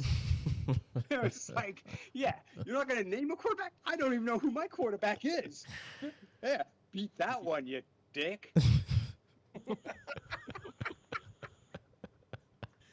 Well, like Howell is the quarterback for the Commanders, though, right? Did Rivera just forget his name for a second? Probably. Got exactly who didn't know. I swear to God, like it's just like James Conner. Like James Conner and Rivera need to meet at midfield. Like, you know what, man? We can thank cancer for the fact that we're still in this fucking league. You beat cancer, you keep a job in the NFL. Yeah. So, my second one, also dealing with the NFL, dealing with my favorite owner, Jim Irsay, who needs to, seriously, Jim, someone needs to do an intervention, take that coke away from him and stop doing it off of midget strippers' asses. Because, the whole Jonathan Taylor thing is hilarious. So you're not going to pay him. You tell him to go seek a trade. So he talks to Miami. Miami's on, this is what we're going to offer. And Jim goes, you know what I really want? I want Waddle, a first-round pick, a third-round pick, and maybe there's another player I want. Oh, wait a minute, Jim. You don't think Jonathan's worth paying any money to, but you want it as though like he led the league in rushing the last 3 years. But you don't want to pay him like he did. Then they put his ass on the pup list. Stop. Yeah, then he put him on the pup list, which he has to pay him anyway. So here's the thing. He's on the pup list. Got to pay him his money anyway. He's going to make, I think, just over $4.5 million this year. So it's like, if I were Jonathan Taylor, I'd like, just leave me on the fucking pup list. Just leave me on the list. I didn't even know he was hurt. He's not. He got hurt last year, and he's not hurt. He's saying how are you going to trade someone that's on the pup list? Dumbass. Stop doing fucking coke.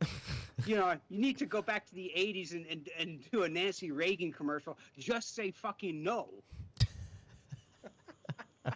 They got a picture now. The new "Don't Do Drugs" commercial is Jim Irsay standing up at a podium talking about football, and everybody's going like, "The fuck? Did he just do like 4 or 5 lines? What the fuck is going on?" I would love to have some NFL game cut to the owner's box, and you got Jim Irsay doing lines of coke off someone's ass wearing a Dare T-shirt. I think that'd just be fucking phenomenal.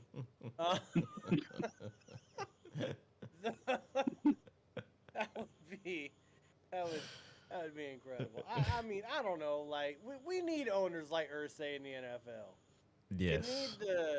You need the Jared Jones of the world that always think they're going to win the Super Bowl. You need the Irsays of the world that think their team is actually relevant and important, but it hasn't been since Peyton Manning.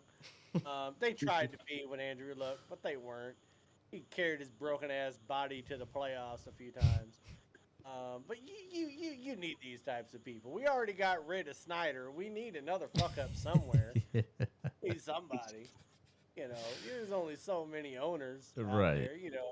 We can't all be Robert Kraft and get caught in the goddamn massage parlor with happy endings and get away with it, and no one thinks less of you. Allegedly. You gotta have an Irsay in the front. You gotta have an Irsay. And what the fuck was Kraft doing in a place like that in Florida? One of the only places where everything gets out. Like, everything that happens in Florida gets out. What the fuck, Kraft? What are we doing? Oh, that's hilarious. Malin, what is your what's up with that? Mine is with college football. And not just college football, but the NCAA. Because how has this so-called governing body fucked up so bad and become so toothless that You have the transfer portal run amok. You have college teams talking to college kids that are under scholarship at a school saying, you come to our school, we'll get you an NIL deal. All that stuff's happening, right? You got the Herman Edwards of the world fucking up Arizona State. But what does the NCAA want to do? Fuck college realignment. Fuck the fact that ESPN and Fox are trying to control college football as a whole. We're going to go after Jim Harbaugh in Michigan because he may have broken some rules that weren't rules because the NCAA was letting people govern themselves with COVID because they were toothless and a bunch of pussies anyways.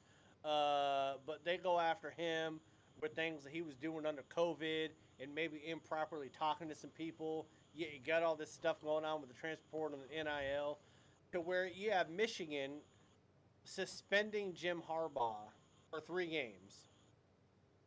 3 games that they're going to win easily. And he'll probably get suspended for 3 games next year by the NCAA. Only 3 games because Michigan's self-imposing a 3-game suspension. And it's such a goddamn joke what they're doing that I think the defensive coordinator is coaching the first game. I think the wide receivers coach is the head coach for the first half of the second game, and the special teams quarterback is the head coach of the second half of the second game. And then the offensive coordinator is the head coach of the third game. So it's such a goddamn joke what they're doing. There's like, I don't need to be on the sidelines so much that I'm going to have 4 people calling shots in 3 games. That's how much these 3 games don't matter. We're going to win them. The NCAA is such a fucking joke right now. It's a travesty what has happened with all of the realignments with the conference. It's all money. It's all ESPN. It's all Fox. They're calling all the shots. Everybody, you could have seen this happen in 25, 30 years ago when you started getting corporate sponsors for bowl games. You knew this was going to happen at some point. But I mean, we need to stop calling this amateur sports. This is just a money maker.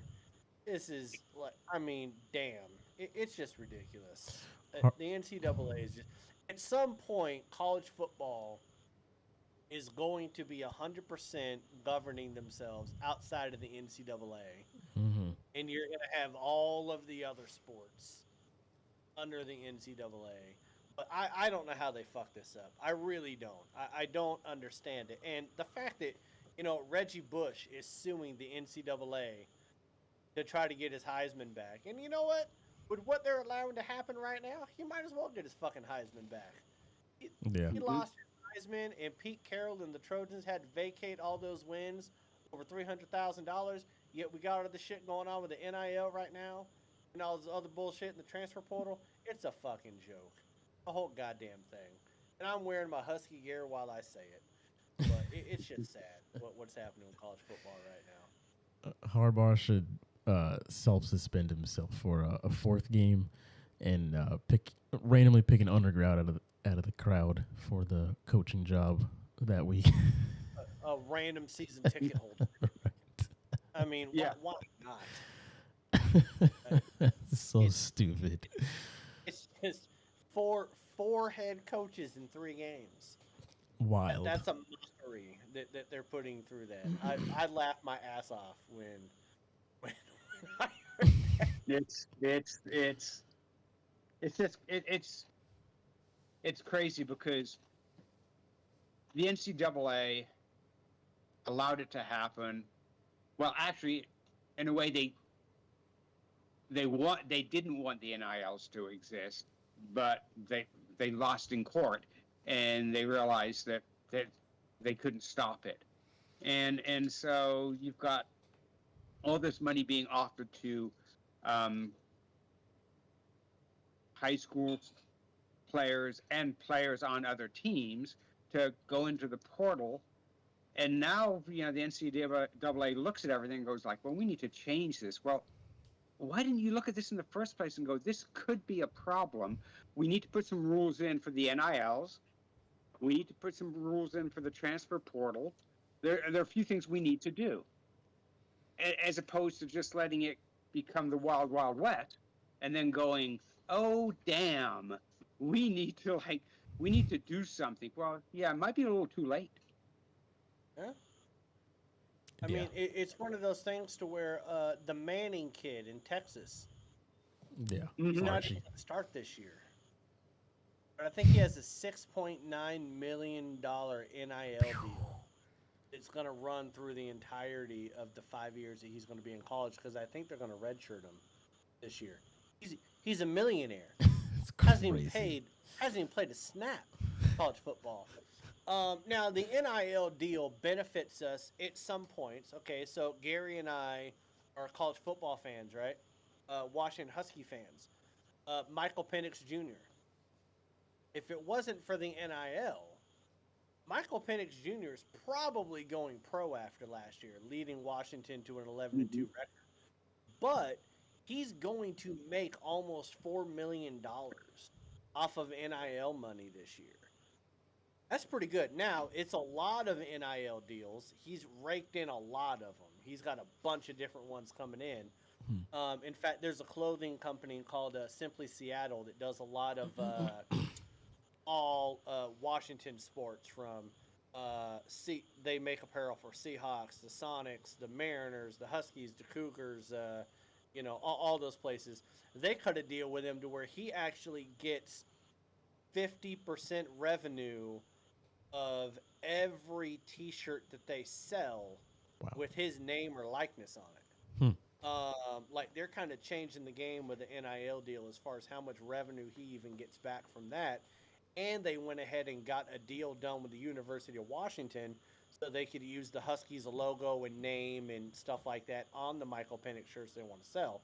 So, like we wouldn't have a Heisman Trophy candidate back this year if it wasn't for the NIL, because he would have just gone pro, but he's able to make more money coming back in college than he would have as a second rounder in the NFL, and an opportunity to increase his draft stock.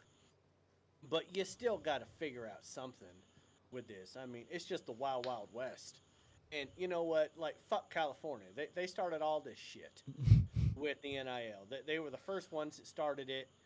And it that's where they lost it in the courts, because California was going to have an unfair advantage with everybody else.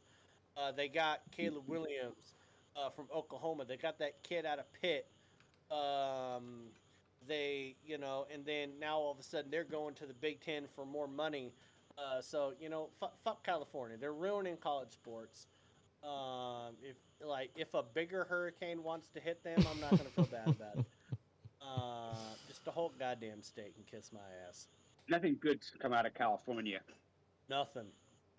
Not a single goddamn thing. I mean, when they moved up here, the property prices jumped through the roof. Nah, not a damn thing. Bastards. Well, yeah. My what's up with that? I've kind of got to the second one's pretty quick, but my Patriots deciding that we only need Mac Jones on our active roster is just odd to me. In a game that this is not the NBA, like one play is all it takes for somebody to be out indefinitely. So the fact that we decide we don't need a backup as of right now, and the season starts literally next week, and we decide we're going to go into this with just Mac Jones, and he did miss significant time last year. It just seems like Bill Belichick again trying to be some kind of guru or smarter than everybody else in the room. Here's what I have to say about that, Jalen. And I got to understand the rules about this third QB that they can have on the roster, right? If you only have one, because you can dress a third QB from your practice squad now in the NFL. based on the 3 QB rule. They don't have to be a part of the 53-man roster. Am I correct on that? I think they passed that rule. Yeah. Okay. Yeah. So is this Belichick being somewhat a little bit smarter, because we agreed that Zappy got re-signed to the practice squad, right? Yeah, him and Malik Cunningham. Okay. So can the Patriots keep one quarterback on their roster, have 52 other players, and then dress Zappy as their second quarterback and pay him practice squad money? Is that something that the Patriots can do? Is that what they're doing? Because if they are, they're massaging the shit out of this rule in a way that I don't think the NFL thought Right. that you could do. They effectively could be having a backup quarterback for practice squad money and not even be losing a roster spot. Or do you have to have 2 on the depth chart to get the third? I don't know, but it kind of sounds like Belichick's doing a smart thing, to be honest. Is it just a week by week basis where it's like, all right, this week we're elevating Bailey Zappi off the practice squad and he's our backup? Like, is that how it would just work? I think you could do it every week. I think that's you how could it works. Yeah, I think you could dress them and have them in there. I think that they're going. I think their second quarterback is going to come off the practice squad, and they're going to use the other 50. Like, you're going to get a second string quarterback for practice squad money, I think is what the Patriots are going to do. And I think that's actually pretty fucking smart, because backup quarterbacks make some pretty good change. Right. Yeah. Against the salary cap. And what you pay the practice squad people, I'm not sure that counts against your salary cap, does it? I don't think so. No. I don't think so. I don't know, but it just I don't think so. Because it's, I mean, you're paying them. I know. That's what we talk about it. Like $1,500, $2,000 a week.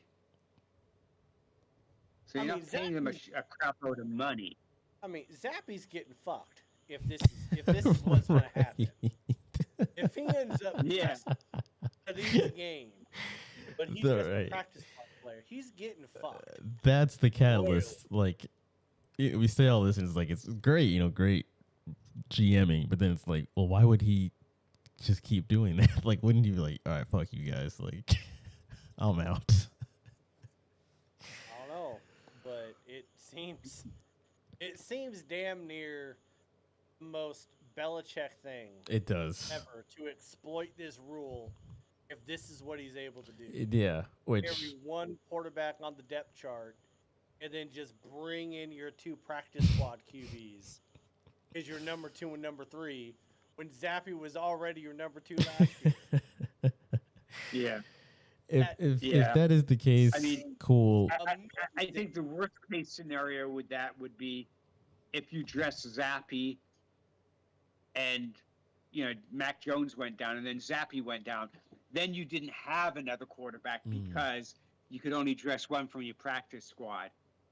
Well, it says you can dress 3, so are they able to get 2 from the practice squad? I don't know. No, you only get 1 from the practice squad. So what the NFL, the assumption from the NFL was that teams carry 2 quarterbacks. Your first string and your starter and your backup, right? And because of what happened with the Niners against the Eagles and the Pirates, when both of them went down and they didn't have a quarterback, then they had to send a quarterback back in there after he was injured and he couldn't really do anything. So they decided to change the rules.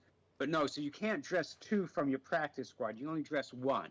So if you dress 1, because you think, well, I'm gonna carry, I think I need an extra guard, or a defensive tackle or cornerback or something, or a linebacker. Maybe that's what I need an extra one of. That's going to be on my 53-man roster. I'll have 2 quarterbacks on my,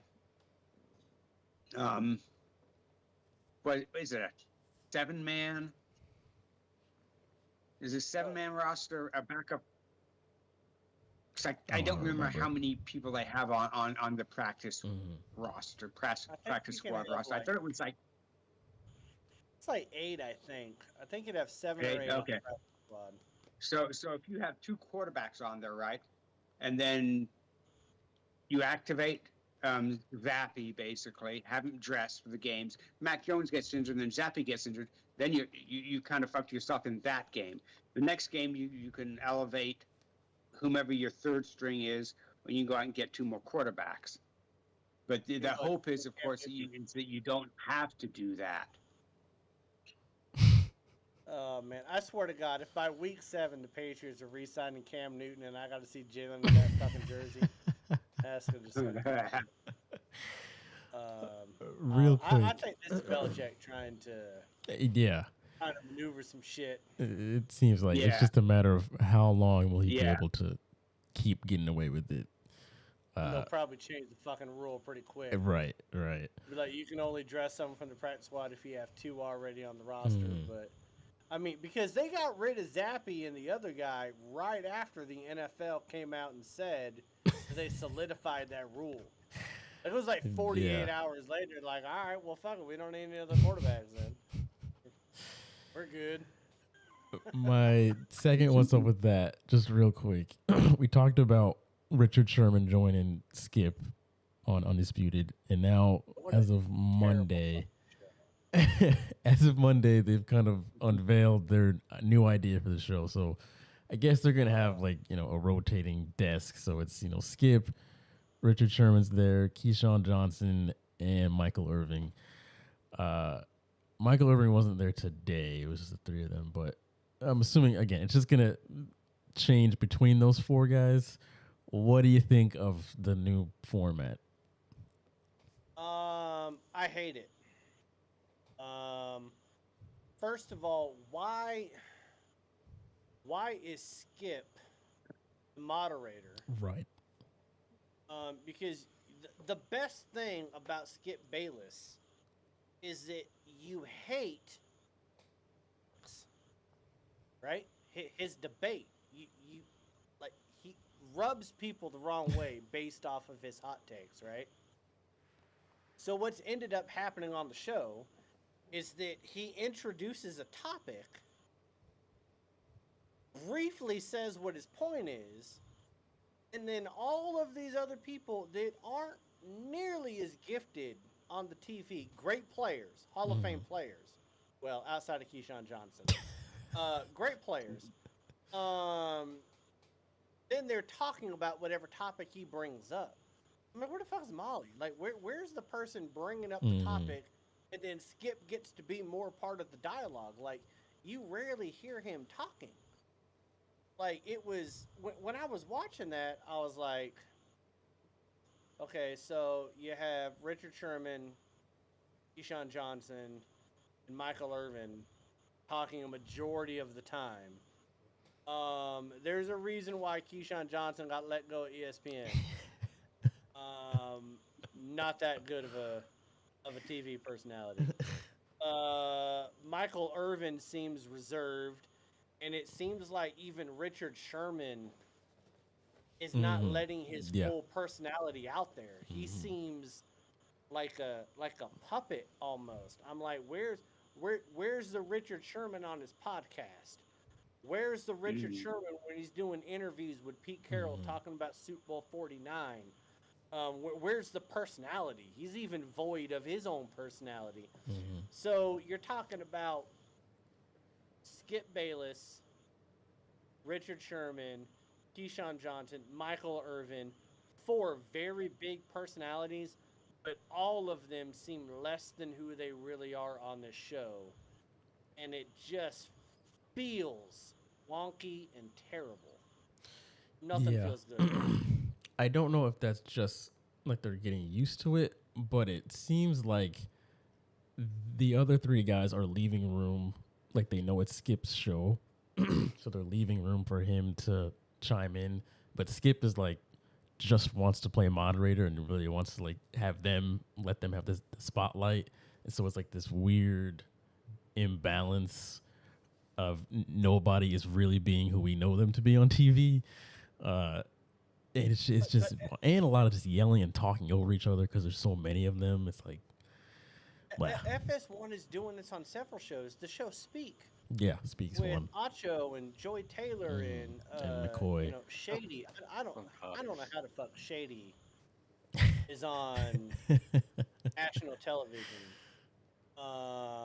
Great running back, sure. Talking head on national TV, I don't get it. They get a couple of talking heads. God damn it, what the hell are their names? They're both white. Jesus Christ, I can't think of their names. On Speak? Yeah, on Speak. But they do the same damn thing where they got so many people and so many Yeah. voices. With Joy Taylor. That I think that Joy Taylor is great. I think she gets a little bit out there with some of her takes too. But I kind of feel like if FS1 is trying to make Undisputed like Speak, they're gonna fail. Right. Undisputed is about no holds bar, going back and forth with debates, and I just don't. If it's going to be those four and you're going to miss one every now and then, Yeah. it doesn't feel right. It feels weird. And I kind of feel like I've always kind of wished that they neutered Skip Bayless because he's annoying as shit. But now I kind of wish they didn't because I kind of feel like they did. Yeah, they need him to give his takes, which is odd, but they do. Like it's less is Really kind of more because like on the herd it's Colin Cowherd obviously primarily, but it's only one other person at a time, like J Mac or whoever he's interviewing or whatever. Even for First Things First does it great with yeah. Kevin Wild, Chris Broussard, and Nick Wright. Those three together, you throw Gray Jennings in there every now and then to give a stupid ass take. It's great. But I don't know. Undisputed just feels weird, and they had all summer to figure this out. Well, when I say all summer, they had 2 months to figure this out after Shannon left, and this is what they brought out. It doesn't feel right. Yeah. Weird. But it's still better than whatever the fuck Stephen A. Smith does. I'll say that. Well, there is that. So that will do it for this week's show. Like I mentioned earlier, next week is kind of like our football eve show because that's the day before the Chiefs and Lions game. So can't wait. We're a week away, gentlemen, a week away from the best part of the year. Before we get out of here, anything else you guys want to mention? No. All right. Well, I would like to mention that my Mariners won 21 games in the month of August, which is a franchise record. Very and nice. I believe we're still tied for first place in the AL West. And We are. So we got the baseball going on in September. It's going to be tight, but it's going to be exciting. It's going to be a lot of Nice. fun. Alrighty, gentlemen, that will do it for this week. Again, make sure to follow us at AFR Sports and be sure to follow Junebug. Until then, we will talk to you all next week. Peace.